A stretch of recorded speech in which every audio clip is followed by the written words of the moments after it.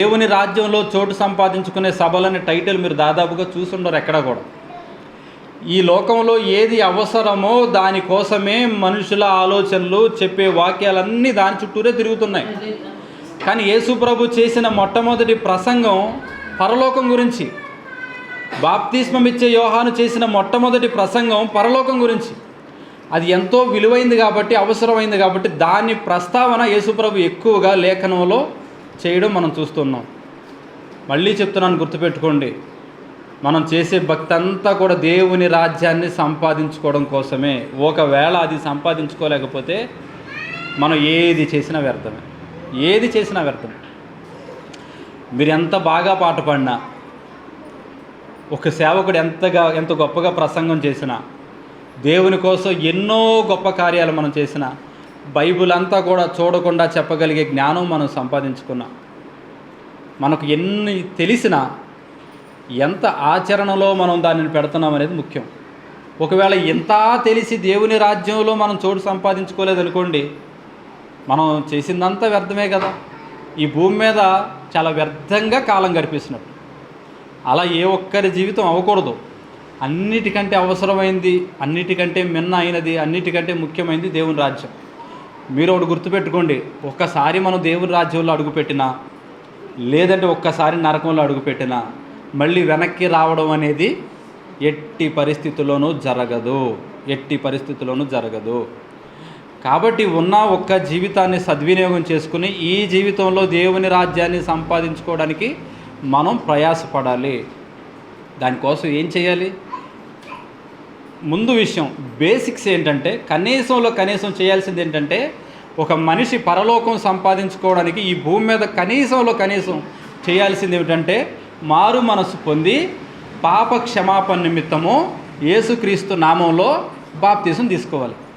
అంటే అర్థం ఏంటంటే, నేను ఈ లోకంలో నా ఇష్టానుసారంగా బ్రతికాను, కానీ యేసుప్రభు ఈ లోకానికి వచ్చి నా పాపముల నిమిత్తము ఆయన చనిపోయాడు సిలువలో, నా పాపాలకు ఆయన తన ప్రాణాన్ని నా కోసం అర్పించాడు, కాబట్టి నేను ఈ పాపపు జీవితంలో నేను ఉండను అని పాపాలన్నీ యేసుప్రభు దగ్గర పూర్తిగా ఒప్పుకొని పశ్చాత్తాపంతో వెళ్ళి యేసుక్రీస్తు నామంలో బాహాటంగా బాప్తిజం తీసుకొని రక్షణ పొంది ఆ రక్షణ చివరి వరకు కాపాడుకుంటే ఆ వ్యక్తులు దేవుని రాజ్యానికి చేరడానికి అవకాశం ఉంది.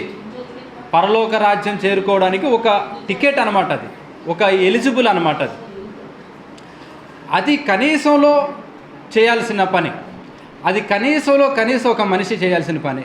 కానీ దురదృష్టం ఏంటో చూసారా, చాలా చోట్ల, చాలా ప్రదేశాల్లో ప్రతి వారం చర్చికి వెళ్తారు, ఒక వారం కూడా మానరు, ప్రతి వారం చర్చికి వెళ్తారు, దేవుని విషయంలో ముందే ఉంటారు, దేవుని కోసం ఏదైనా చేయాల్సి వచ్చినా కూడా చేయడానికి ముందుకు వస్తారు. ఏదైనా ఒక సభ పెడతాను అనే చెప్తే నేను 10,000 ఇస్తానండి అనే మనస్సు కూడా ఉంటుంది. అన్నీ బాగానే ఉంటాయి, కానీ మరి బాప్తీసం సంగతి ఏంటంటే బాప్తీసాలు మాత్రం తీసుకోలేదు. అసలు అది కనీస అర్హత కదా. దేవుని రాజ్యంలో చోటు సంపాదించుకోవడానికి మొట్టమొదట చేయాల్సిన పనే అది. మారు మనసు పొంది యేసుక్రీస్తు నామంలో బాప్తీసం తీసుకోవాలి. అసలైనది కనీసం చేయాల్సింది ఆ మొదటి అడుగే వెయిట్ల చాలామంది, ఎప్పటి వరకు 70 ఏళ్ళు వచ్చే వరకు. కొంతమంది మాటలు భలే ఉంటే కొన్నిసార్లు విన్నప్పుడు, అమ్మ అన్నీ బాగానే ఉన్నాయి, బాప్తీసం కూడా తీసుకుంటే బాగానే ఉంటుంది కదా, నువ్వు ఎందుకు తీసుకోలేదు బాప్తీసం అంటే, ఏం లేదు, బాప్తీసం తీసుకుంటే మరి నీతిగా బతకాలంట కదా, బాప్తీసం తీసుకుంటే కరెక్ట్గా ఉండాలంట కదా, బాప్తీసం తీసుకుంటే అబద్ధాలు ఆడకూడదంట కదా, అందుకని ఆగా, లేకపోతే ఎప్పుడో తీసేసుకునేదని. అంటే అర్థం ఏంటి? అంటే ఆవిడ ఏం చెప్తున్నట్టు, బాప్తీసం తీసుకుంటే నీతిగా బతకాలంట కదా అందంటే దాని అర్థం ఏంటి? నీతిగా బ్రతుకుతులేదనే కదా, ఇండైరెక్ట్గా ఒప్పేసుకుంటున్నట్టే కదా. మరికొంతమంది బాప్తీసం తీసుకోమంటే అదేదో ఒక భయంకరమైన దానిలాగా, ఏదో అగాధంలోకి తోసేస్తున్నట్టు, బాప్తీసం తీసుకుంటే శ్రమలు వస్తాయంట కదండి, అందుకే మేము తీసుకోవట్లేదండి. రాసివు కొన్ని బాప్తీసం తీసుకోలేదు కదా, ఏ శ్రమలో రావని రాసివు. చూడండి, బాప్తీసం తీసుకున్నా తీసుకోకపోయినా శ్రమలు అనివార్యం. భూమి మీద మనిషిగా బ్రతుకుతున్నాం, మనకు ఆకలేస్తుంది, మనకి కుటుంబం ఉంది, మన సంసారం మనం పోషించుకోవాలి, మన పనులు మనం చేసుకోవాలి. కాబట్టి బాప్తిజం తీసుకున్నా తీసుకోకపోయినా, అసలు దేవుడిని నమ్మినా నమ్మకపోయినా శ్రమలు అనేది అందరికీ ఉంటాయి. ఎవరికి ఉండే పోరాటాలు వాళ్ళకు ఉంటాయి. ఎంత చెట్టుకి అంత గాలి ఉంటుంది. బాప్తిజానికి శ్రమలకి అసలు సంబంధం లేదు. ఒకవేళ నిజంగా చెప్పాల్సి వస్తే బాప్తిజం తీసుకుంటే శ్రమలు వస్తాయి కాదు, అసలైన శ్రమల నుంచి మనిషి తప్పించబడతాడు బాప్తిజం వల్ల. ఎందుకంటే అసలైన శ్రమ ఏంటో తెలుసా? అగ్ని ఆరదు, పురుగు చావదు. అది అన్నిటికంటే అసలైన శ్రమ. అది తప్పించబడాలి అంటే అసలు కనీసం మొట్టమొదట చేయాల్సిన పని ఏమిటి? బాప్తిజం తీసుకోవాలి. కానీ రెగ్యులర్గా చర్చికి వెళ్ళినా, ఎంతగా దేవుళ్ళలో ఉన్నా ఆ బాప్తిజం అంటే ఒక భయంలాగా చాలామంది దాన్ని నిర్లక్ష్యం చేసేస్తూ ఉంటారు. ఎన్ని సంవత్సరాలు వచ్చినా కూడా కొంతమంది బాప్తిజం తీసుకుంటారు. దేనికోసమో తెలుసా? పక్కన వాళ్ళు తీసుకున్నారు కాబట్టి వీళ్ళు తీసుకుంటారు, అది చెల్లదు. మరికొంతమంది బాప్తిజం తీసుకోకపోతే మా పాస్టర్ గారు పెళ్లి చేయనన్నారు కాబట్టి తీసుకుంటారు, అది చెల్లుతుందనుకుంటున్నారా? అది చెల్లదు. మరికొంతమంది ఏదో కొన్ని కారణాల వల్ల ఎవరిపోరో పడలేక తప్పని పరిస్థితుల్లో బాప్తిజం తీసుకుంటారు, అది చెల్లుతుందనుకుంటున్నారా? అది చెల్లదు. వయసు తెలియని పిల్లలకి, ఇంకా 10-11 సంవత్సరాలు కూడా దాటని వాళ్ళకి కొంతమంది అదేదో చాక్లెట్ లాగా తీసుకెళ్ళి నీళ్ళలో ముంచేసి ఇచ్చేస్తారు, అది చెల్లుతుందనుకుంటున్నారా? చెల్లదు.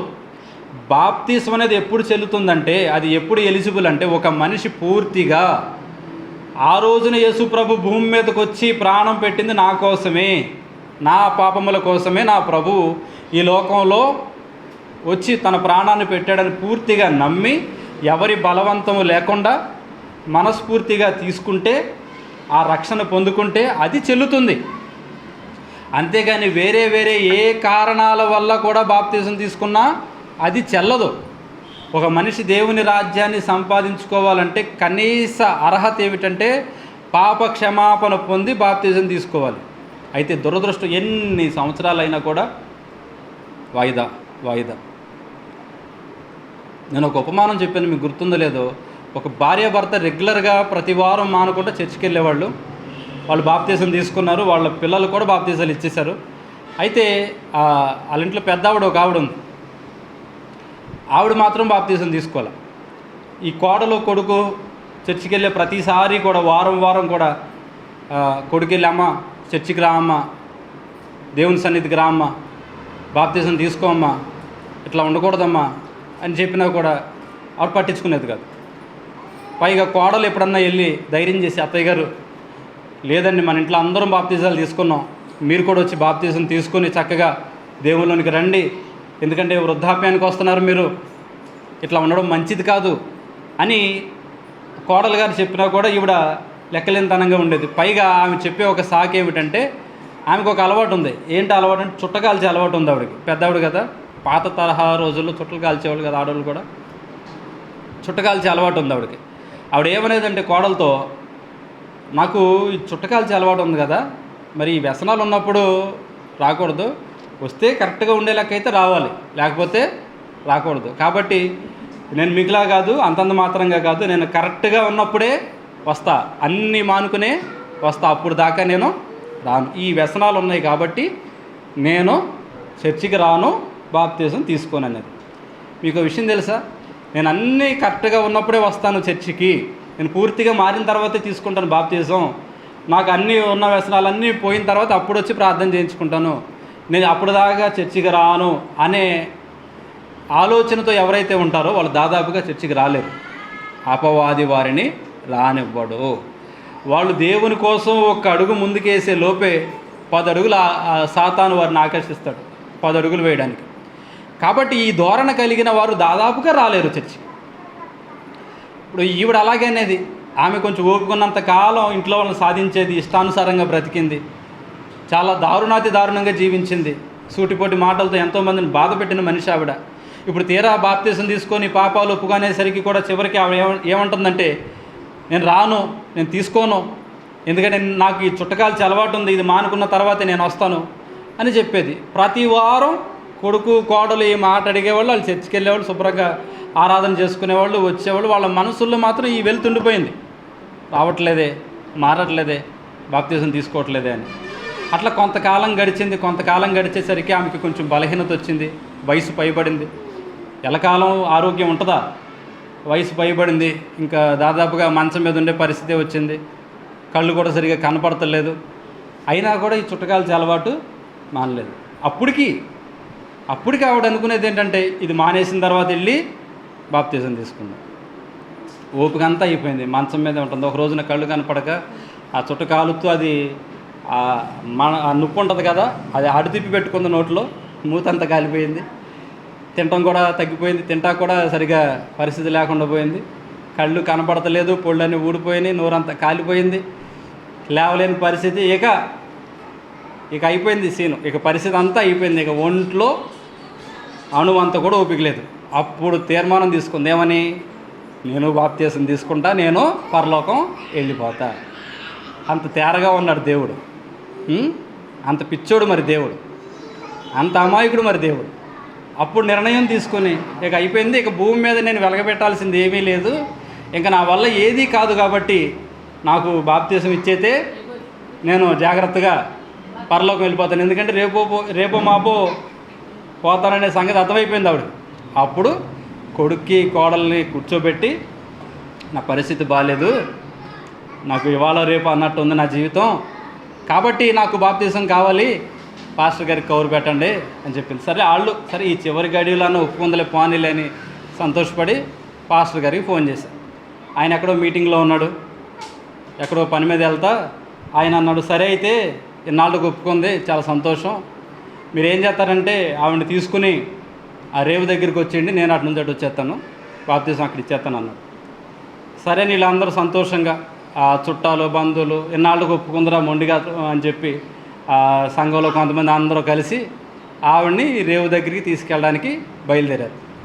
ఇప్పుడు ఆవిడ్ని తీసుకెళ్ళడానికి అవకాశం లేక మంచం మీద పడుకోబెట్టి, మరి లేవలేకపోతుంది, కష్టం, మంచం మీద పడుకోబెట్టి ఆవిడ్ని బాప్తిసానికి తీసుకెళ్ళారు. అంటే వయసు అయిపోయింది, ఇంకా లేవగలిగే స్థితి లేదు.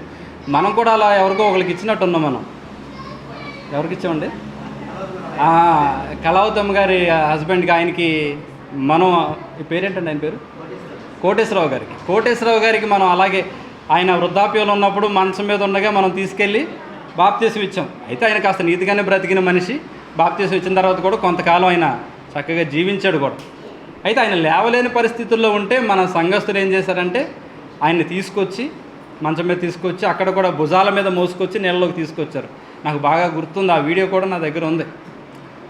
ఆ వయసులో ఉన్న ఆయన కూడా బాప్తిసం ఇచ్చే కృప అవకాశం దేవుడు ఆయనకి ఇచ్చాడు, మనకి ఇచ్చాడు. సరే, కమింగ్ టు ద పాయింట్, ఈవిడ కూడా అదే పరిస్థితి, ఇంకా వృద్ధాప్యంలో ఉంది. ఈవిని మంచం మీద వేశారు, తలగో పక్కన మోసుకుని రేవు దగ్గరికి తీసుకెళ్తున్నారు. మనలాగా అక్కడ రేవు ఉంది కదా, అలా తీసుకెళ్తున్నారు బాప్తిసం ఇవ్వడానికి. చక్కగా ఇన్నాళ్ళకు ఒప్పుకుంది కదా, బాప్తిసానికి సిద్ధపడింది కదా, సంతోషం పొంగిందని పాటలు పాడుకుంటా, ఉత్సాహగానం చేసేది రండి అని పాటలు పాడుకుంటా మంచి ఉద్యోగంగా తీసుకెళ్తున్నారు. పాస్టర్ గారు ఏమన్నాడు, అటు నుంచి అటు, నేను అటు వచ్చేస్తాను, మీరు ఇటు వచ్చేయండి ఆయన అన్నాడు కదా. కొంత దూరం వెళ్ళిన తర్వాత మలుపు తిరిగిన తర్వాత అందులో ఒకటి అనుమానం వచ్చింది, ఒరే ఒక్కసారి మంచం దింపండి రా, నాకేంటో తేడా కొడుతుంది అన్నాడు. సరే అని ఒకసారి దింపారు, పాటలన్నీ స్టాప్ ఆగినాయి. అడొచ్చి మామ అంటున్నాడు. ఇంకెక్కడ మా అమ్మ, సెలవు, వెళ్ళిపోయింది మా అమ్మ. అప్పటికి వెంటనే పాస్టర్ గారికి ఫోన్ చేశారు, అయ్యా మరి బాప్తిసం తీసుకుంటుంది అనుకున్నాం, ఒప్పుకుంది, మరి సగం దారిలోకి వచ్చేసరికి స్వర్గస్థురాలు అయింది, మరేంటి పరిస్థితి అంటే ఆయన అన్నాడు, ఇంకేముంది అయితే అటు తీసుకొచ్చేయండి, నేను అటు వచ్చేస్తాను అన్నాడు. ఎటు? మరి అంతేగా, ఇంకా చేసేది ఏముంది, అయితే ఇది చేయడం లేదంటే అది చేయడం, అంతే కదా, ఆప్షన్ వేరే ఇంకేం లేదు. కాబట్టి అయితే మీరు అటు తీసుకొచ్చేయండి, నేను అటు వచ్చేస్తాను. ఇది భలే నవ్వుకోవడానికి బాగానే ఉంది, కానీ మిమ్మల్ని అడుగుతున్నాను చెప్పండి, ఇప్పుడు ఆ మనిషి పరలోకం వెళ్తుందా వెళ్ళదా? అడ్డగోలుగా బ్రతికింది జీవితకాలం అంతా. చూసుకుందాంలే, ఆ చివరి రోజు వచ్చినప్పుడు అప్పుడు మారుదాంలే, అప్పుడు బాప్తిసం తీసుకుందాంలే అనుకుంది. అవకాశమే లేకుండా పోయింది. ఇప్పుడు ఆవిడ ఎంత ప్రయత్నం చేసినా, వాళ్ళు ఎంత ప్రయత్నం చేసినా, ఎవరు ఎన్ని ప్రార్థనలు ఆమె కోసం చేసినా, ఆమె ఎట్టి పరిస్థితుల్లో పరలోకం అనేది చేరదు. మరి ఎక్కడికి వెళ్తుంది? ఖచ్చితంగా నరకానికి వెళ్తుంది. కొంతమంది ఈ తరహా భక్తులు కూడా ఉంటారు తెలుసా, చివరిలో తీసుకుందాంలే బాప్తిసం, చివరిలో ఇప్పుడు కాదులే, పిల్లకి పెళ్ళి అయిన తర్వాత, వాళ్ళ పిల్లలకి పెళ్ళిళ్ళు అయిన తర్వాత, లేదంటే మనవడో పుట్టిన తర్వాత, కుదిరితే ఆ మనవడికి మనవరాలు కూడా పెళ్ళిళ్ళు అయిపోయిన తర్వాత అప్పుడు తీసుకుందాం బాప్తీసం అనే ఆలోచనతో చాలామంది అలా జీవితాన్ని కొనసాగించే వాళ్ళు ఉన్నారు. కానీ నిజం చెప్పండి, రేపటి రోజుకి గ్యారంటీ ఉందా? మనిషికి అన్ని రోజులు ఉంటామని గ్యారంటీ ఉందా? మనుషులు తయారు చేసిన ఈ మైకుకో, ఫోన్కో, ఫ్యాన్కో, లైట్కో, వీటికి గ్యారంటీ ఉంది, కానీ మనిషికి ఏమాత్రం గ్యారంటీ లేదు భూమి మీద. ఈ సమయమే అనుకూలమైనది, ఈ ఘడియే విలువైనది. మరొక క్షణం దేవుడు ఇస్తే మనకుంది, లేకపోతే లేదు. కాబట్టి ఉన్న సమయాన్నే సద్వినియోగం చేసుకుని ఏది చేయాలో మనిషి అది చేయాలి. అన్నిటికంటే ముఖ్యమైనది బాప్తీసం. కానీ దాన్ని చాలామంది 70 ఏళ్ళు వచ్చినా కూడా నిర్లక్ష్యం చేసేవాళ్ళు ఉన్నారు. చాలా బాధాకరం. ఈ విషయంలో మన సంఘంలో బిడ్డలు చాలామందికి ఆదర్శం. మన పిల్లలు మైత్రి కానీ, రాకేష్ కానీ, రమ్య కానీ, ప్రదీప్ కానీ, వీళ్ళు చిన్న వయసులోనే తీసుకున్నారు బాప్తీసాలు. చాలా తక్కువ టైంలోనే, చిన్న వయసులోనే వీళ్ళు బాప్తీసాలు తీసుకున్నారు. 18 ఏళ్ల వయసులో ఉన్న వాళ్ళు బాప్తీసాలు తీసుకుంటున్నా కూడా 81 ఏళ్ల వయసు వచ్చినా కూడా చాలామంది బాప్తీసాలకి సిద్ధపడట్లేదు. అంటే 18ని తిరిగేస్తే 81 కదా, 17ని తిరిగేస్తే 71. 71 వచ్చిన కొంతమంది అప్పుడైనా ఇంకొద్ది రోజులు ఆగి తీసుకుందాం. కానీ 17 ఏళ్లకే దేవుని రాజ్యంలో చోటు సంపాదించుకుంటున్న బిడ్డల్ని మనం కలిగి ఉన్నాం. దేవునికి మహిమ కలుగును గాక. అది నా అదృష్టంగా నేను భావిస్తాను. ఏది ఏవైనా అన్నిటికంటే ముఖ్యమైనది బాప్తీసం. ఇది తీసుకుంటే దేవుని రాజ్యానికి మనం ఎలిజిబుల్ అవుతాం, చోటు సంపాదించుకుంటాం, ఒక అర్హత సంపాదించుకుంటాం. అయితే ఇక్కడే మరొక విషయం చెప్తాను చూడండి. ఇప్పుడు ఒక మనిషి బాప్తీసం తీసుకున్నంత మాత్రాన పరలోకం వెళ్ళిపోతాడా? దాన్ని కాపాడుకోవాలి కదా. మీరు కలిగి ఉన్న రక్షణను అంతము వరకు మీరు కాపాడుకోండి. ఇప్పుడు నేను ఉన్నానండి, బాప్తీసం తీసుకున్నాను, పరలోక రాజ్యానికి నేను టికెట్ కొనుక్కున్నాను కాబట్టి నేను అడ్డగోలుగా బ్రతికిస్తే రేపటి నుంచి చెడు వ్యసనాలకి నేను బానిసనయ్యి ఇష్టానుసారంగా జీవిస్తూ లోకంలో పడి చెడి అన్యుల కంటే హీనంగా, దేవుని ఇదేమిటో తెలియకుండా పాపంలో బ్రతికే వాళ్ళకంటే హీనంగా ఒకవేళ నేను బ్రతుకుతూ ఉంటే, నేను బాప్తీసం తీసుకున్న కారణం చేత నేను పరలోకం వెళ్ళిపోతానా? వెళ్ళను. ఒకటి బాప్తీసం తీసుకోవాలి, పాపాలు ఒప్పుకుని తీసుకోవాలి బాప్తీసం. తీసుకున్న తర్వాత మళ్ళీ జీవితంలో ఆ పాపాల జోలికి వెళ్ళకూడదు మనిషి. పొరపాటున ఏదన్నా సందర్భంలో ఒక పాపంలో పడిన వెంటనే అందులో నుంచి బయటకు వచ్చేసి దేవుని దగ్గర క్షమాపణ పొందుకుని జీవితంలో మళ్ళీ ఆ తప్పు జోలికి వెళ్ళకూడదు. అలా రక్షణ కాపాడుకుంటేనే నిత్యజీవం. కొంతమంది సైతాను మొహాలు ఉంటారు. వీళ్ళ కాన్సెప్ట్ ఏంటంటే, బాప్తీసం తీసేసుకున్నాం కదా, ఎన్ని పాపాలు చేసేసినా కూడా దేవుడు మమ్మల్ని ఏం చేస్తాడంటే చివరికి తీసుకెళ్ళి ఆయన రాజ్యంలో పడేస్తాడు, మాకు పరలోకం ఇచ్చేస్తాడు. ఎన్ని పాపాలు చేసినా కూడా దేవుడు క్షమిస్తానే ఉంటాడు. దేవుడిని నమ్ముకున్నాము, ఆయన రక్తంలో కడగబడ్డాము, అయినా పాపాలు ఓ పక్కన మనం చేస్తూ ఉంటాం. దేవుడు ప్రేమ కలిగినవాడు కాబట్టి, కృప కలిగినవాడు కాబట్టి, దయామయుడు కాబట్టి దేవుడు ఏం చేస్తాడంటే, నేను పాపాలు చేస్తానే ఉంటాను, ఆయన నా పాపాలు క్షమిస్తూనే. ఈ కాన్సెప్ట్లో బతుకుతారు చాలామంది. దేవుడు నన్ను క్షమించును గాక ఈ మాట అంటున్నందుకు దేవుడేమి సులభ కాంప్లెక్స్లు ఏమి నడపట్లేదు కదా, పబ్లిక్ టాయిలెట్స్ ఏమి దేవుడేమి రన్ చేయట్లేదు కదా. ఈ పాపాలు చేస్తానే ఉంటాడు, దేవుడికి అడుగుతానే ఉంటాడా? అంత హీనమైపోయాడు దేవుడికి ఇంకా వేరే పనేమీ లేదా? దేవుని యొక్క ఉద్యోగం అదేనా? ఒక మనిషి దేవుడిని నమ్ముకున్నాడంటే అర్థం ఏంటి? లోకాన్ని వదిలేసుకున్నాడని, పాపాన్ని అసహించుకున్నాడని, చావో బ్రతుకో దేవుల్లోనే బ్రతుకుతాడని, బుద్ధిపూర్వకంగా మరలా తప్పులు చేస్తూ, దేవుడు ప్రేమామయుడు కాబట్టి, దేవుడు కృప కలిగిన వాడు కాబట్టి దేవుడు మళ్ళీ క్షమిస్తాడులే, ఎన్ని చేసినా క్షమిస్తాడులే అనే ఆలోచనలో బ్రతుకుతూ ఉంటారు. అయితే బైబిల్ ఒక భయంకరమైన స్టేట్మెంట్ ఇచ్చింది. ఏంటో తెలుసా? ఇలా అడ్డగోలుగా బ్రతికే వారికి ఒక్కసారిగా మళ్ళీ వెనక్కి తిరిగి ఆలోచించుకోకుండా ఒకేసారి ఉరి వచ్చును, వారికి మరణము హఠాత్తుగా వారి మీదకు వచ్చును అనే విషయాన్ని బైబిల్ ప్రస్తావించింది. అప్పుడు ఏం చేస్తారు వీళ్ళు? పాపాలు చేసాం దేవుడు క్షమిస్తాడనే కాన్సెప్ట్లో బ్రతుకుతూ ఉంటారు. తప్పులు చేసిన తర్వాత మళ్ళీ దేవుని దగ్గరికి వెళ్ళి ప్రార్థన చేస్తే ఆయన క్షమిస్తాడనే ఆలోచనలో ఉంటారు. తప్పులు చేసావు, క్షమించడానికి దేవుని దగ్గరికి వెళ్ళే లోపే మరణం మధ్యలో ఎదురుగా వచ్చి నిలబడితే ఏంటి పరిస్థితి? ఆ మనుషులు ఎక్కడికి వెళ్తారు? ఖచ్చితంగా వారు కూడా అగ్నిగుండానికి వెళ్తారు, వారు కూడా నరకానికి వెళ్తారు. ఎందుకంటే ఎంతో ప్రశస్తమైనది దేవుని రాజ్యం, ఎంతో విలువైనది పరలోకం, ఎంతో అమూల్యమైనది దేవుని యొక్క రాజ్యం. దానిలో చోటు సంపాదించుకోవాలంటే మీ హృదయంలో దేవునికి చోటు ఇవ్వాలి. ప్రథమ స్థానాన్ని, ప్రయారిటీ స్థానాన్ని ఎవరికి ఇవ్వాలంటే దేవునికే మనం ఇవ్వాలి. ఒకటి పాప క్షమాపణ పొంది బాప్తీసం తీసుకోవాలి. రెండవది అదే గగనం అయిపోతుంది, ఇంకా 70 ఏళ్ళు వచ్చినా అదే తీసుకోవట్లేదు. ఇంకా వాళ్ళు ఖచ్చితంగా దేవుని రాజ్యానికి వెళ్తారనే ఆలోచన పెట్టుకోవడమే అనవసరం. రెండవది బాప్తీసం తీసుకున్న తర్వాత కూడా ఆ రక్షణ కాపాడుకోవాలి. ఎంతకాలం బ్రతుకుతామో అంతకాలం ఆ రక్షణను కాపాడుకోవాలి. బుద్ధిపూర్వకమైన పాపాలు చేయకూడదు. పొరపాటున తెలుసో తెలియకో ఏదైనా పాపంలో కనుక మనం పడినట్లయితే మనం దేవుని దగ్గర క్షమాపణ పొందుకొని దానిని ఒప్పుకొని విడిచిపెట్టి మళ్ళీ జీవితంలో విడిచిపెట్టిన ఆ పాపపు జోలికి మనం ఎట్టి పరిస్థితుల్లో కూడా వెళ్ళకూడదు. పొరపాటున మళ్ళీ మనం అదే పాపంలోనికి మనం వెళ్తున్నాం అనుకోండి, మన నాశనాన్ని మనం కోరి తెచ్చుకున్నట్టే. బాప్తీసం తీసుకున్నా ఒకటి, తీసుకుపోయినా ఒకటి. అసలైనది దేవుని రాజ్యం, దానిని సంపాదించుకోవడానికి ప్రయాసపడాలి. యేసుప్రభు ఎందుకు ఎంత గట్టిగా పరలోకం గురించి చెప్పాడంటే, ఆయన ప్రసంగాల్లో దేవుని రాజ్యం గురించిన విషయాలను ఒక ఉపమాన రీతిగా ఆయన ఎందుకు చెప్పుకుంటూ వచ్చాడంటే, ఆ రాజ్యం అంత విలువైనది, అంత గొప్ప సామ్రాజ్యాన్ని, అంత గొప్ప మహిమగల రాజ్యాన్ని ఒక ఆవగింజ స్థాయికి యేసుప్రభు దిగజార్చాడు. అంత అవసరం ఏమొచ్చిందో తెలుసా ఆయనకి? నిన్ను నన్ను తీసుకెళ్ళి అందులో కూర్చోబెట్టాలని. మనలాంటి మట్టి బుర్రలకు కూడా పరలోకం యొక్క విలువను తెలియజేయాలని ఆయన దిగి రావడం, ఆయన తనను తాను తగ్గించుకోవడం మాత్రమే కాకుండా ఆయన రాజ్యపు స్థాయిని కూడా మన కోసం తగ్గించేశాడు. ఎంతకు తగ్గించేశాడు? ఆవగింజ స్థాయికి తగ్గించేశాడు. ఎంత తపనో చూశారు ఆయనకి మన మీద.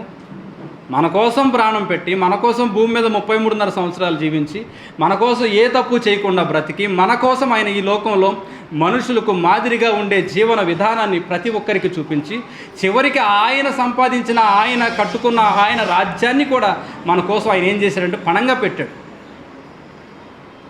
ఆయన తగ్గించబడ్డాడు, ఆయన రాజ్యాన్ని తగ్గించుకున్నాడు. ఆవగింజ స్థాయికి తన రాజ్యాన్ని తగ్గించుకున్నాడు.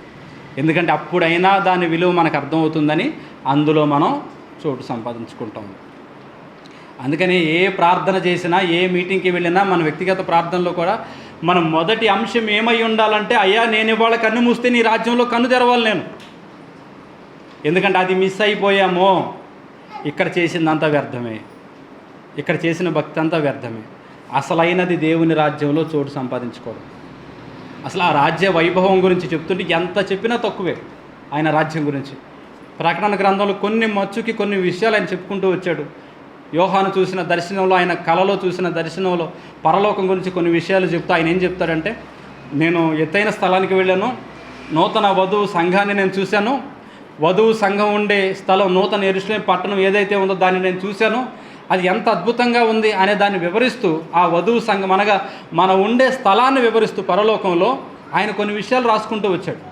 దానికి 12 గుమ్మాలు ఉన్నాయని రాశాడు. ఈ భూమి మీద యెరూషలేములో కూడా, యెరూషలేము యొక్క మందిర నిర్మాణంలో కూడా 12 గుమ్మాలు ఉంటాయి దాని లోపలికి ప్రవేశించడానికి. అలాగే పరలోకంలో కూడా వధువు సంఘం ఏదైతే ఉందో దానికి 12 గుమ్మాలు ఉంటాయి. ఆ 12 గుమ్మాల గురించి రాస్తూ, ఆ లోపలికి వెళ్ళకముందే ఆ గుమ్మాల గురించి రాస్తూ భక్తుడు ఏమని రాశాడంటే, ఒక్కొక్క గుమ్మము ఒక్కొక్క ముత్యం అని రాశాడు. గుమ్మం అంటే ఎంత ఉంటుంది? ఒక 6 అడుగులు ఉంటుంది, మందు 8 అడుగులు ఉంటుంది, పెద్ద అయితే 10 అడుగులు ఉంటాయి. మరి దేవుని రాజ్యంలో నేను అనుకుంటాను, నా వ్యక్తిగత ఆలోచన బట్టి నేనేమనుకుంటానంటే, అసలు అది ఎంత ఎత్తు ఉంటుందో కూడా కనపడదేమో, అంత పెద్దది దేవుని రాజ్యంలో ప్రవేశించే ఆ గుమ్మం. ఎన్ని ఉన్నాయి ఇలాంటివి? 12 గుమ్మాలు ఉన్నాయి. 12 గుమ్మముల నుంచి ఏదో ఒక ద్వారం ద్వారా దేవుడు మన లోపలికి తీసుకెళ్తాడు. అయితే ఆ ఒక్కొక్క గుమ్మము గురించి చెప్పిన మాట ఏమిటంటే, ఒక్కొక్క గుమ్మము ఒక్కొక్క ముత్యము. పెద్ద పెద్ద ఇల్లు కట్టుకున్నప్పుడు కాస్త కొంచెం డబ్బులు పోగేసుకుని 1 కోటి రూపాయలు 2 కోట్లతో ఇల్లు కట్టుకున్నప్పుడు ముఖ ద్వారం ఉంటుంది, సింహద్వారం అంటాం కదా, మిగతావి ఎలా చేసినా దాన్ని ఈ టేకుతో చేస్తారు. ఎందుకంటే జనాలు లోపలికి వచ్చేది, ఎవరైనా అతిథులు వచ్చినా ఇంటి ముఖద్వారం కాబట్టి అది కొంచెం కనపడాలి కాబట్టి, హుందాగా కనపడాలి కాబట్టి మిగతా వాటికి పెట్టిన ఖర్చు అన్నిటికంటే ఆ ముఖద్వారానికి ఎక్కువ ఖర్చు పెడతారు. టేకుతో చేస్తారు, ఇంకొంతమంది ఇంకా రకరకాల పదార్థాలు వాడి చేస్తారు. ఎక్కువ ఖర్చు దానికి పెడతారు, ఇంటి లోపలికి వచ్చే ద్వారానికి. పరలోకం లోపలికి వెళ్ళే 12 గుమ్మాలు అలాంటివే. ఒక మనిషి ఒక 2 కోట్లతో ఒక ఇల్లు కట్టుకుంటే ఆ ఇంటికి తగ్గట్టుగా ఒక గుమ్మాన్ని పెట్టుకుంటే లోకంలో ఉన్న డబ్బంతా పోగేసిన దేవుని రాజ్యంలో సెంటు భూమిని మనం కొనలేము. అంత గొప్ప రాజ్యంలోనికి లోపలికి వెళ్ళడానికి ఆ దేవదేవుడు కూడా గుమ్మాలు పెట్టాడు. ఆ గుమ్మముల గురించి వర్ణిస్తూ ఆ గుమ్మంకి వాడిన మెటీరియల్ ఏంటి అంటే ముత్యము అని చెప్పాడు. అనగా దాని అర్థం ఏంటో తెలుసా? ఒక పెద్ద ముత్యం. ముత్యాలంటే సహజంగా ఎంతో ఉంటాయి, చిన్న చిన్నగా ఉంటాయి, కొంచెం పెద్దగా కూడా ఉండొచ్చు. కానీ పరలోకంలోనికి వెళ్ళే గుమ్మము ఆయన చెప్పిన వాక్యం ప్రకారం, దేవుని మాట ప్రకారం అదొక పెద్ద ముత్యం అయితే దాన్ని కొలవలేము అన్నంతగా ఆ ముత్యం ఉంటే దాని మధ్యలో నుంచి దేవుడు ఒక దారి చేసి పరలోకం లోపలికి మార్గాన్ని ఏర్పాటు చేశాడు. ఇప్పుడు మనం దేవుని రాజ్యంలోనికి లోపలికి వెళ్ళాలంటే బహుశా అక్కడ ఇచ్చిన వర్ణనను బట్టి నేను చెప్పే మాట ఏమిటంటే ఒక పెద్ద ముత్యము, ప్రతి గుమ్మము ఒక పెద్ద ముత్యమే.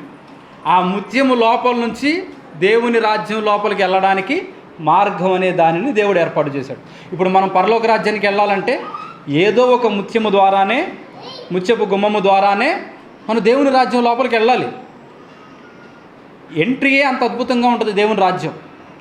ఇంకా లోపలికి వెళ్ళేసరికి అది నిత్యము కూడా ప్రకాశిస్తూ ఉంటుంది, వెలుగుతూ ఉంటుంది. అనుక్షణము దేవుని మహిమ ప్రతి చోటన కనబడుతూ ఉంటుంది. దేవుని యొక్క సింహాసనం నుంచి అక్కడికి దేదీప్యమానమైన వెలుగు ప్రకాశిస్తూ ఉంటుంది. ఆ వెలుగులోనే పరలోకం అంతా కూడా నిత్యము దగదగ మెరుస్తూ ఉంటుంది. ఈ విశ్వానికి అవతల, ఈ విశ్వంలో పరలోక రాజ్యం లేదు వాస్తవానికి. ఈ విశ్వానికి అవతల ఉంది అది మరొక లోకం. పరలోకం అంటే అర్థం ఏంటి? పర అంటే వేరొకటి, లోకం అంటే ఇంకొక లోకం. పరలోకం అంటే ఈ లోకం కాదు, ఈ విశ్వానికి సంబంధమే లేదు. ఈ విశ్వానికి అవతల ఒక శూన్యంలో దేవుడు తన మాటతో నిర్మించిన ఒక అద్భుతమైన నగరం పరలోక రాజ్యం. అది నిత్యము కూడా మెరుస్తూనే ఉంటుంది, నిత్యము కూడా దేవుని మహిమతో విలసిల్లుతూనే ఉంటుంది. అక్కడ ఎప్పుడు కరెంటు పోదు, అక్కడ ఎప్పుడు చీకటి ఉండదు, అక్కడ చీకటికి తావే లేదు.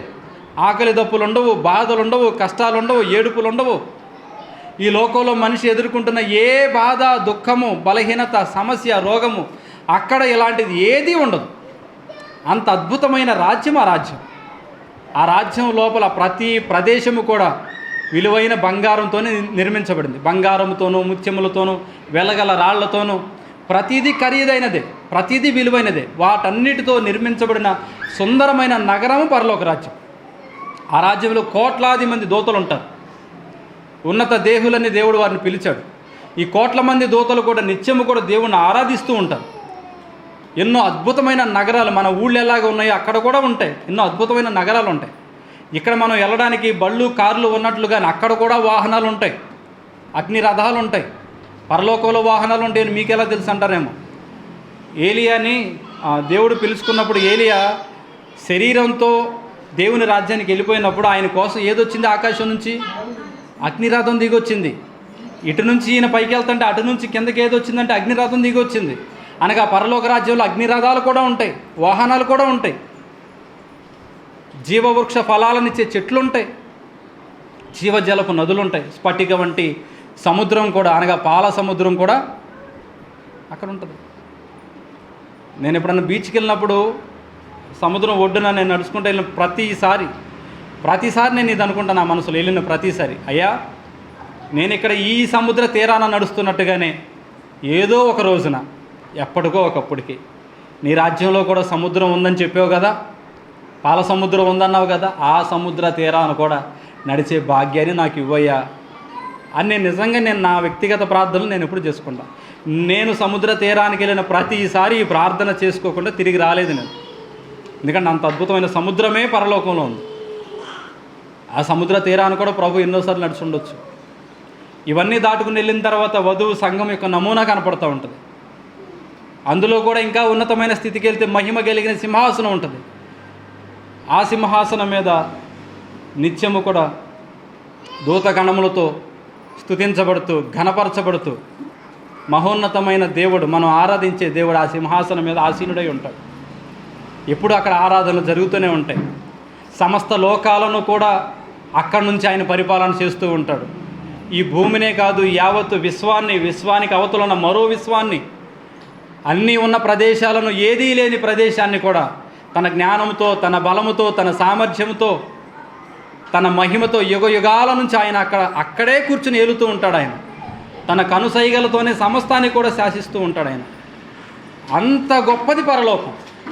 దానికి అంతము లేదు, దానిలో ఆకలి లేదు, ఆ రాజ్యంలో దుఃఖము లేదు.